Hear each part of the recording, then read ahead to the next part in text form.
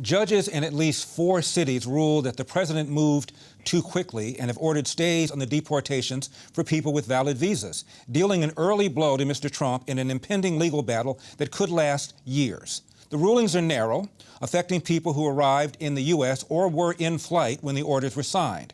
So how does this affect people currently caught in the immigration limbo?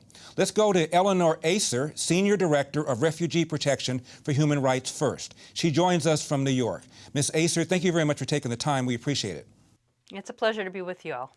You could not have been surprised, given that Donald Trump campaigned on the issue of immigrants, banning Muslims from certain countries. This couldn't have been a surprise to you. No, it wasn't. I mean, he did repeatedly during the course of the campaign say he wanted to ban Muslims and that he wanted to stop resettlement of refugees from Syria, even though they were fully vetted. Now, the administration says this is not a ban on Muslims. It's a ban from people from certain countries that pose a special danger to this country. Do you buy that? You know, the system we have already is actually incredibly thorough, and refugees are vetted extremely already. So, you know, enhancements can always be added, and they should be added on a regular basis to any kind of security vetting. But, you know, the way this was done makes it really clear that it's about something else.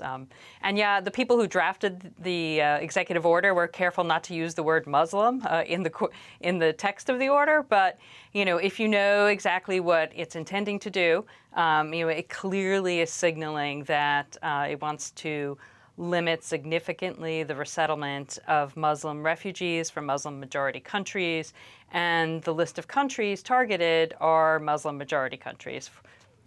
His argument, of course, is that it's to keep the country safe. You don't think it's just common sense for us to be concerned about certain majority Muslim countries?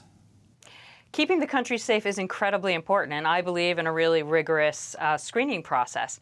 We have a lot of very rigorous screening that goes on in the refugee program right now. Refugees are interviewed again and again. They go through thorough interviews from the Department of Homeland Security. Their cases are vetted by multiple U.S. intelligence agencies, by foreign and international intelligence and law enforcement agencies. Refugees are more vetted than any individuals who travel to the U.S. And, you know, it's not just me who works for human rights organizations saying it.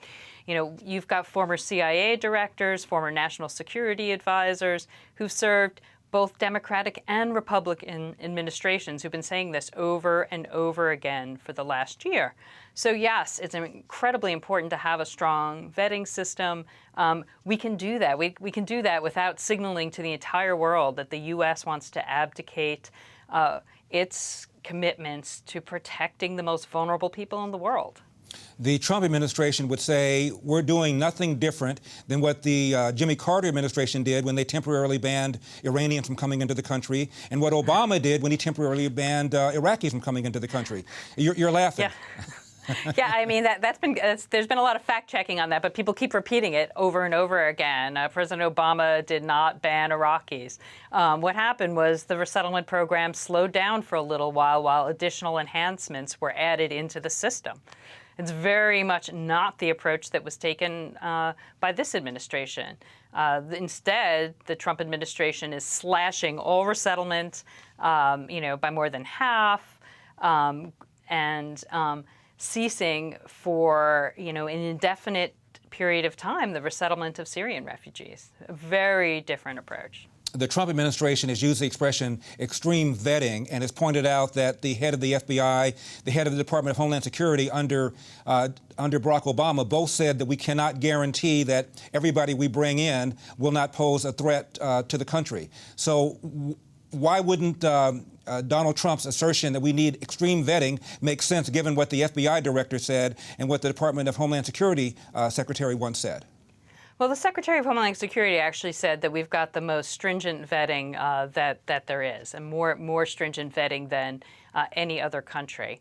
multiple national security experts, former CIA directors, former Department of Homeland Security secretaries who served the Bush administration as well as the Clinton administration have said over and over again it's the most stringent vetting that there is.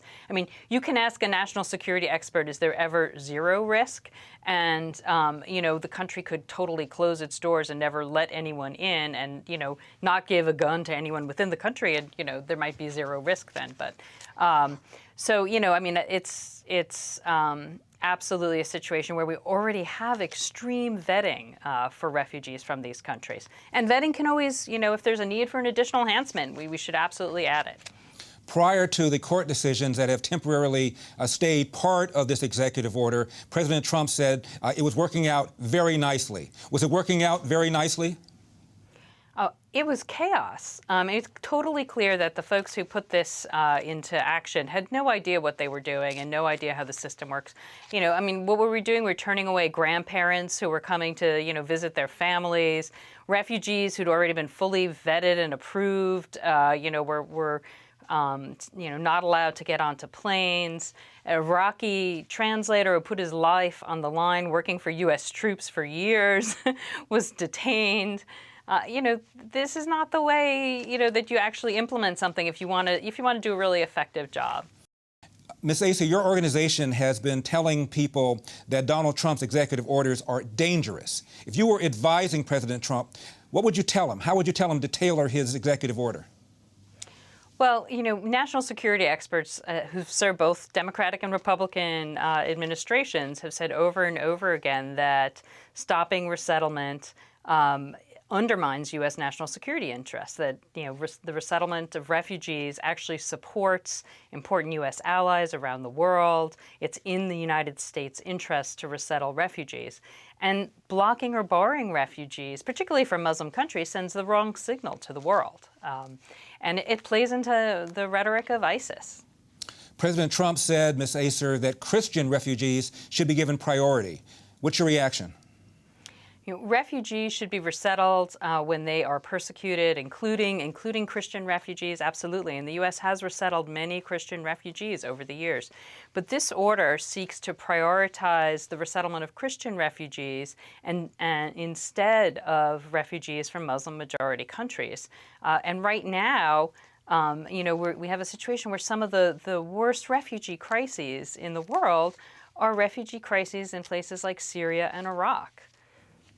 The world has not seen refugee crises like this since the Second World War. We're talking about 60 million people who are facing displacement. Don't you think the international community should be doing more? Absolutely. And the U.S. has always been a leader in the international community. The U.S. sets the example for the rest of the world. For the rest of the world to do more, it often takes the United States to encourage them to do so and to lead by example. And to set a shining example, I think that was a phrase that President Trump used, actually. I'm really concerned that what the United States has done right now is to set an absolutely counterproductive example that will discourage rather than encourage other countries from doing more. Thank you very much for taking the time. I appreciate it. Pleasure to be with you.